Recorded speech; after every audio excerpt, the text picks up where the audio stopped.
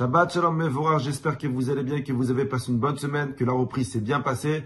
Parachat de cette semaine, Parachat Kedoshim. Dans le cours que j'ai fait cette semaine mardi, alors je conseille à tous celui qui n'a pas écouté le cours d'écouter le cours, c'était un très beau cours. Mais j'ai dit, dans tout le cours, j'ai sorti un enseignement que je vais essayer de partager avec vous rapidement aujourd'hui. C'est écrit dans la paracha qu'on a eue la semaine dernière, la paracha de Acharemot. Dans la paracha de Acharemot, la Torah nous décrit tout le service du Kohen Gadol le jour de Kippour. Vous savez comme quoi le Kohen Gadol, qui est la personne la plus sainte sur terre, il va rentrer dans l'endroit le plus saint sur terre, le jour le plus saint de l'année, qui est Yom Kippour. Donc on a la personne, l'endroit et le temps, les trois ils se réunissent une seule fois dans l'année. Et c'est écrit dans la Torah, Shivat Yamim Kodem Yom Kippourim, 7 jours avant Kippour déjà, on sort le Kohen de chez lui, on demande au Kohen de quitter sa femme et de quitter ses enfants pendant une semaine, et on va l'entraîner pour le service de Kippour dans le Kodesh HaKodashim. Il faut savoir comme quoi le Kohen, il se trouve seul au Beth Amikdash, il se trouve seul au Kodesh HaKodashim, il n'a pas de téléphone pour demander quoi faire, il n'a pas d'oreillette, donc maintenant il doit se débrouiller seul. Donc une semaine avant Kippour, on entraîne le Kohen à ce fameux jour. Le jour J, il arrive, le jour de Kippour. La Torah nous dit comme quoi ce jour-là, le Kohen Gadol, il se sanctifie, il va plus de 5 fois au mikvé, il va se laver 10 fois les mains et les pieds, il va changer 5 fois d'habit, il va faire 5 sacrifices, et toute la journée, le Kohen Gadol, il va prier jusqu'au moment le plus important de tout Kippour, où le Kohen Gadol, il rentre dans le Kodesh HaKodashim, dans le Saint des Saints, il va rentrer à l'intérieur, il va faire quelques prières pour Am Israël, il ressort du Kodesh HaKodashim. Et la Torah nous dit comme quoi le peuple entier a le devoir d'accompagner le Kohen Gadol, de raccompagner le Kohen jusqu'à sa demeure, jusqu'à sa famille. Et le Rabbi de Lubavitch, il va encore beaucoup plus loin dans la halacha. Je vais vous lire les mots du Rav. Le Rav dit comme ça. Pour que le rituel de Kippour il soit validé, il faut impérativement que le Kohen il rentre chez lui après son service. Et le Rav te dit, écoute, ça suffit pas comme quoi il était au mikvé 5 fois, ça suffit pas qu'il se soit lavé les pieds et les mains 5 fois, 10 fois, il faut absolument qu'à la fin du service, il rentre chez lui.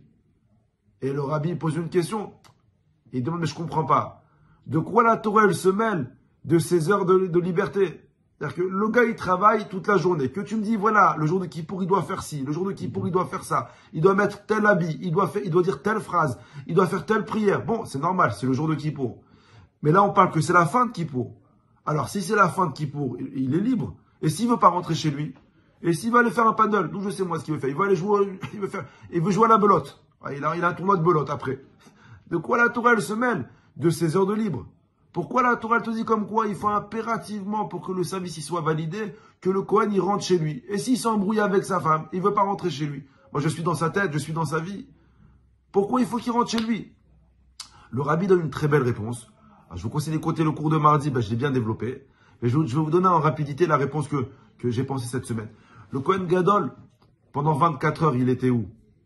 Il était dans le Kodesh HaKodashim, il était dans le Beth Amikdash. Pendant quelques minutes, il était où? Il était dans le Kodesh HaKodashim, dans le Saint des Saints. Il était en contact avec Hachem. Akadosh Baruch Hu, il est Emet. Chotamo shel Hachem Emet. Le sceau d'Hachem, le sceau de Hachem, il est Emet. Akadosh Baruch Hu, son symbole, c'est la vérité. Une personne qui est en contact avec la vérité pendant 24 heures et qu'à la fin de son service, il ne veut pas rentrer chez lui, c'est qu'il n'a rien compris à la vérité. C'est qu'il n'était pas en contact avec la vérité. Parce que la vérité, c'est quoi, Rabotai? La vérité, c'est tes parents. Comme c'est écrit dans la Torah, Kedoshim, Tsiou, Ki Kadosh, Ani Hashem Elokim. Vous devez être Kadosh. Ish, Imo, Vavivtira, vous avez l'obligation de respecter vos parents. Et le Rachaim HaKadosh, il dit quelque chose de très beau.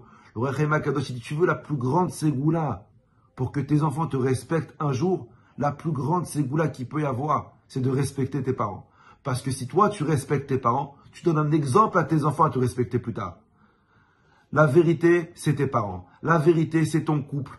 Oui, la vérité, c'est tes enfants. La vérité, c'est ta famille. Une personne qui était en contact quelques minutes avec Hachem dans le Kodesh HaKodashim.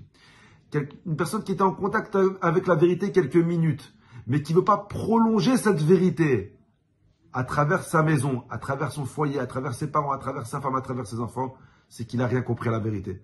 Et c'est pour ça que le service du Kohen Gadol, il n'était pas validé si après il ne rentrait pas chez lui. Ça fait une semaine que tu n'as pas vu ta femme, ça fait une semaine que tu n'as pas vu tes enfants. Comment ça se fait que tu ne veux pas rentrer chez toi? Alors si tu ne veux pas rentrer chez toi après, c'est que ton service n'était pas vraiment il est pas passé. C'est que tu n'étais pas vraiment en contact avec le Emet. Parce qu'une personne qui est en contact avec le Emet, qui est en contact avec Hachem, il veut seulement continuer à prolonger cet état de Emet. Et cet état de Emet, il passe à travers ta famille. Bracha v'atzlacha, à vous et aux autres familles la semaine prochaine.